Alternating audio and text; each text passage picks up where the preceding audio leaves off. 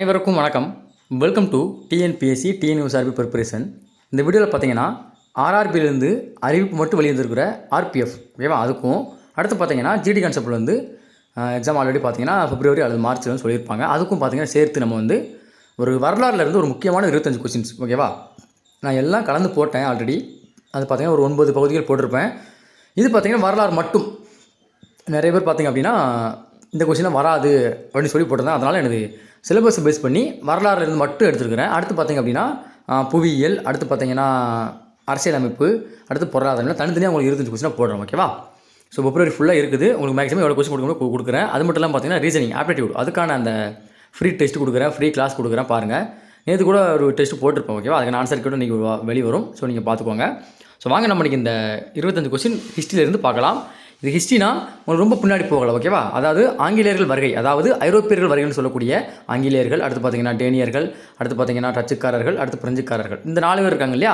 இவங்களிருந்து மட்டும் எடுத்துருக்கிறேன். இதுலேருந்து தான் பார்த்தீங்கன்னா கொஸ்டின் கேட்குறாங்கன்னு சொல்லி நிறைய பேர் நான் கேட்டேன். அதை பற்றி இல்லாமல் பார்த்தீங்கன்னா ஒரு சில சேனல்களையும் பார்த்தேன், ப்ரீவியஸ் இயர் கொஸ்டின் பார்த்தேன் ஓகேவா. ஸோ அதை பொறுத்த வரைக்கும் இந்த டாப்பிக்லேருந்து தான் கொஸ்டின் அதிகமாக வருது. ஸோ இதுக்கு அடுத்து இருக்கக்கூடிய முக்கியமான கொஸ்டின் எல்லாமே இல்லை கொடுக்குறேன். நீங்கள் ஆன்சர் பண்ணி பாருங்கள் ஓகேவா. 25 கொஸ்டின்ஸ் இருக்குது.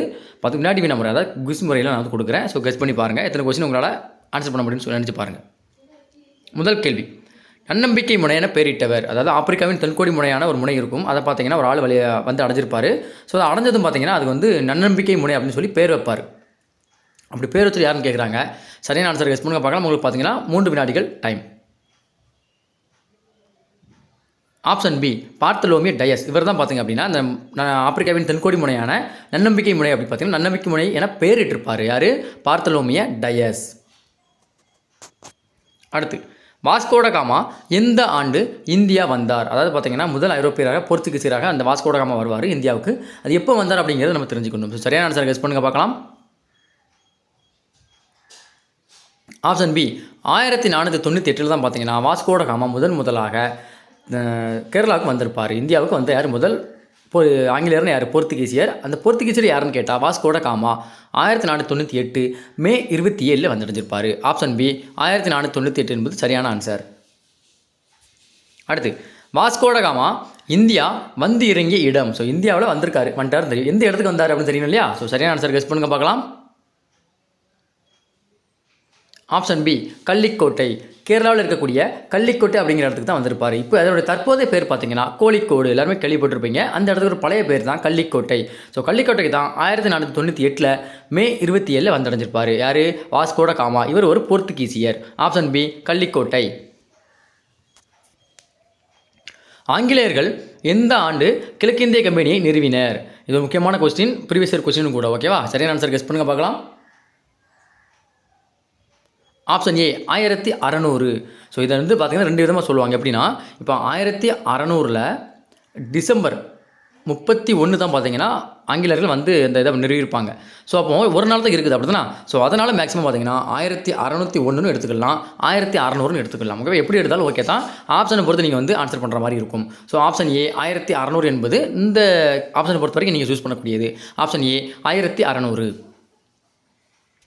அடுத்த கொஸ்டின், 2ஆம் சார்லஸ் அவர்களுக்கு திருமண சீதனமாக கொடுத்த மாகாணம் எது? இது ஒரு முக்கியமான கொஸ்டின். அதாவது குரூப் 4 குரூப் 2 கேட்ட கொஸ்டின் பார்த்து ஓகேவா. சரியான ஆன்சர் கெஸ் பண்ணுங்க பார்க்கலாம். Option C, Bombay. So Bombay தான் பார்த்தீங்கன்னா அந்த மன்னர் 2ஆம் சார்லஸுக்கு சீதனமாக கொடுத்துருப்பாங்க. எல்லாருமே பார்த்தீங்கன்னா சீதனமாக பாத்திரம் பொருள் கொடுப்பாங்க. நாங்கள் பார்த்தீங்கன்னா ஆங்கிலேயர்கள் பார்த்தீங்கன்னா பம்பாயை சீதனமாக கொடுத்துருப்பாங்க. So option C, Bombay.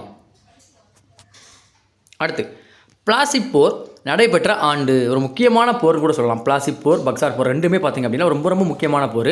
ஆங்கிலேயர்களும் சரி பிரெஞ்சுக்காரர்களும் சரி இந்தியாவை ஒரு குறிப்பிட்ட காலங்களில் ஆட்சி செய்வதற்கு இந்த பிளாசிப் போரும் பக்சார் போரும் தான் காரணமாக அமைந்தது. ஸோ பிளாசிப் போர் நடைபெற்ற ஆண்டை கரெக்டான செலக்ட் பண்ணுங்க பார்க்கலாம். Option D 1757. ஸோ 1757 தான் பார்த்தீங்கன்னா பிளாசிப் போர் நடைபெற்றிருக்கும். Option D 1757. அடுத்து, வங்காளத்தில் இரட்டை ஆட்சி முறையை அறிமுகப்படுத்தியவர் யார்? முக்கியமான ஒரு கொஸ்டின். வங்காளத்தில் பார்த்தீங்கன்னா முதலாக நம்ம இந்தியாவோட தலைநகர்னு சொல்லலாம், ஆங்கிலேயர்களுடைய கோட்டைன்னு சொல்லலாம். நிறைய பேர் பார்த்தீங்கன்னா வங்காளத்தை தான் பார்த்தீங்கன்னா அந்த காலத்தில், அதாவது ஆங்கிலேயர் ஆட்சி புரியும் போது வங்காளங்கிறது பார்த்தீங்கன்னா இந்தியாவுடைய இதயமாக செயல்பட்டது ஓகேவா. ஸோ அந்த வங்காளத்தில் இரட்டை ஆட்சி முறையை அறிமுகப்படுத்தியவர் யார்? சரியான ஆன்சர் கெஸ் பண்ணுங்க பார்க்கலாம். Option C Robert Clive. Robert Clive தான் வங்காளத்தில் இரட்டை ஆட்சி முறையை அறிமுகப்படுத்தியிருப்பார். Option C Robert Clive. அடுத்து இரட்டை ஆட்சி முறையை ஒழித்தவர். அப்படி ராபர்ட் கிளைவ் கொண்டு வந்த அந்த இரட்டை ஆட்சி முறையை ஒரு ஆள் இது வேண்டாம் அப்படின்னு சொல்லி ஒழித்திருப்பார். அப்படி ஒழிச்ச ஆள் யாருன்னு சொல்லி கெஸ் பண்ணி பார்க்கலாம். Option A Warren Hastings. இவர் தான் பார்த்தீங்கன்னா இரட்டை ஆட்சி முறையை ஒழித்திருப்பார். யார்? ராபர்ட் கிளைவ் கொண்டு வந்த இரட்டை ஆட்சி முறையை ஒழித்தவர் தான் யார்? இந்த வாரன் ஹேஸ்டிங்ஸ். Option A.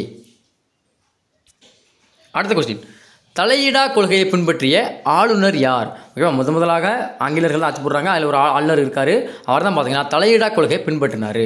யாருன்னு சொல்லி கெஸ் பண்ணுங்க பார்க்கலாம். ஆப்ஷன் சி காரன் வாலிஸ். இவர் தான் பார்த்தீங்க அப்படின்னா தலையிடா கொள்கையை பின்பற்றிய ஒரு ஆளுநர் கூட சொல்லலாம். யார்? காரன் வாலிஸ். ஆப்ஷன் சி காரன் வாலிஸ். அடுத்து, மைசூரின் புலி எனப்படுபவர் யார்? சரியான ஆன்சரை கெஸ் பண்ணுங்க பார்க்கலாம். Option B Tipu Sultan. எல்லாருமே தெரிஞ்சிருக்கும் மேக்ஸிமம் அப்படி தானே. திப்பு சுல்தான் தான் பார்த்தீங்கன்னா மைசூரின் புலி என்று அழைக்கப்பட்டார். Option B Tipu Sultan. 3ஆம் மைசூர் போரில் இறந்திருப்பார். ரீசெண்டாக பார்த்தீங்கன்னா பிஜி எக்ஸாமில் கேட்ட கொஸ்டின். அடுத்து, துணைப்படை திட்டத்தை அறிமுகப்படுத்தியவர் யார்? சரியான ஆன்சரை கெஸ் பண்ணுங்க பார்க்கலாம். Option A Wellesley Prabhu. So Wellesley தான் பார்த்தீங்கன்னா துணைப்படை திட்டத்தை அறிமுகப்படுத்துவார். Option A Wellesley. அடுத்து, முதல் பட்டய சட்டம் இயற்றப்பட்ட ஆண்டு. ஆங்கிலேய அரசு பார்த்திங்க அப்படின்னா பட்டய சட்டங்கள் நிறைய போட்டிருப்பாங்க. அதில் முதல் பட்டய சட்டம் எப்போன்னு கேட்குறாங்க. சரியான ஆன்சர் கெஸ் பண்ணுங்க பார்க்கலாம். Option A 1793. இப்போ தான் பார்த்தீங்கன்னா முதலாக ஆங்கில அரசு முதல் பட்டய சட்டத்தை ஏற்றுறாங்க. Option A 1793. அடுத்த கொஸ்டின், 1813 பட்டய சட்டம் மூலம் இந்தியாவில் கல்விக்காக ஒதுக்கப்பட்ட தொகை எவ்வளவு? சரியான ஆன்சர் கெஸ் பண்ணுங்க பார்க்கலாம். இது ரொம்ப இம்பார்ட்டன்டான கொஸ்டின். ஆப்ஷன் ஏ 1 லட்சம். ஸோ 1 லட்சம் ரூபாய் பார்த்தீங்கன்னா இந்தியனுடைய கல்விக்காக ஆங்கிலேய அரசு 1813 கல்வி பட்டய சட்டத்தின் மூலமாக ஒதுக்குகிறது. ஆப்ஷன் ஏ 1 லட்சம். நீதிமன்றங்களில் பயன்பட்டு வந்த பாரசீக மொழிக்கு பதிலாக வட்டார மொழிகளை புகுத்தியவர் யார்? சரியான ஆன்சர் கெஸ் பண்ணுங்க பார்க்கலாம். Option B William Bentinck. William Bentinck தான் பார்த்தீங்க அப்படின்னா நீதிமன்றங்களில் ஆங்கிலேயர்கள் ஆட்சி காலத்தின் போது பாரசீக மொழி வந்து பார்த்திங்கன்னா உபயோகத்தில் இருந்திருக்கும். அதை நீக்கிட்டு அந்தந்த வட்டாரங்கள் இருக்கக்கூடிய நீதிமன்றங்களில் வட்டார மொழியில் வழக்காடுங்கன்னு சொல்லிட்டு கொண்டு வந்திருப்பார். யார்? Option B William Bentinck. அடுத்து, சதி ஒழிப்பு சட்டத்தை கொண்டு வந்தவர் யார்? ரொம்ப இம்பார்ட்டன்ட் கொஸ்டின் கூட, கண்டுபிடிங்க பார்க்கலாம். Option C William Bentinck. இவர் தான் பார்த்தீங்கன்னா சதி ஒழிப்பு சட்டத்தை கொண்டு வந்திருப்பார். யார் கூட சேர்ந்து? ராஜாராம் மோகன் ராய். இந்தியரான ராஜாராம் மோகன் ராய் வந்து பார்த்தீங்கன்னா சதியை ஒழிச்சி ஆகணும்னு சொல்லிட்டு வில்லியம் பெண்டிங் கிட்ட சில அறிவுரைகளை கூறுவார். ஸோ அதன்படி பார்த்தீங்கன்னா 1829 சதி ஒழிப்பு சட்டத்தை வில்லியம் பெண்டிங் கொண்டு வருவார். So option C William Bentinck என்பது சரியான ஆன்சர். அடுத்து, பிரிட்டிஷ் இந்தியாவின் முதல் கவர்னர் ஜெனரல் யார்? சரியான ஆன்சர் கெஸ் பண்ணுங்க பார்க்கலாம். Option C William Bentinck. இவர் தான் பார்த்தீங்கன்னா இந்தியாவினுடைய முதல் governor general. Option C William Bentinck. அடுத்து, வாரிசு இழப்பு கொள்கையை அறிமுகப்படுத்தியவர் யார்? சரியான ஆன்சர் கெஸ் பண்ணுங்க பார்க்கலாம். Option A Dalhousie. டல்ஹவுசி பிரபு தான் பார்த்தீங்கன்னா வாரிசு இழப்பு கொள்கையை கொண்டு வந்திருப்பார். வாரிசு இழப்பு கொள்கை என்ன? இப்போ ஒரு மாகாணம் இருக்குது, அங்கே ஆட்சி புரியுதாங்க. ஸோ ஒரு மன்னர் இருக்கார், அந்த மன்னர் வாரிசு இல்லை அப்படிங்கன்னா அவர் இறந்த பிறகு பார்த்தீங்கன்னா அது ஆட்டோமேட்டிக்காக ஆங்கிலேயர் கைக்கு போயிடும். ஓகேவா? ஸோ இதுதான் பார்த்தீங்கன்னா வாரிசு இழப்பு கொள்கை அப்படின்னு சொல்லிட்டு டல்ஹவுசி பிரபு கொண்டு வந்திருப்பார். ஸோ ஆப்ஷன் ஏ டல்ஹவுசி பிரபு. இந்தியாவின் இருப்பு பாதையின் தந்தை என அழைக்கப்படுபவர் யார்? சரியான ஆன்சர் கெஸ் பண்ணுங்க பார்க்கலாம். Option A Dalhousie. டல்ஹவுசி தான் பார்த்தீங்கன்னா இந்தியாவுக்கு நிறைய சேவைகள் வழங்கிட்டு போயிருப்பார்ப்பா. முதல்ல சொல்ல போனால் அந்த ரயில்வே பாதை. இப்போ ரயில்வே பார்த்தீங்கன்னா இந்தியாவுடைய உலகினுடைய 2வது மிகப்பெரிய ரயில்வே நெட்வொர்க் கொண்டது தான் இந்தியா. ஸோ அதுக்கு அடுத்த நிமிட்டவர் டல்ஹவுசி பிரபு தான்.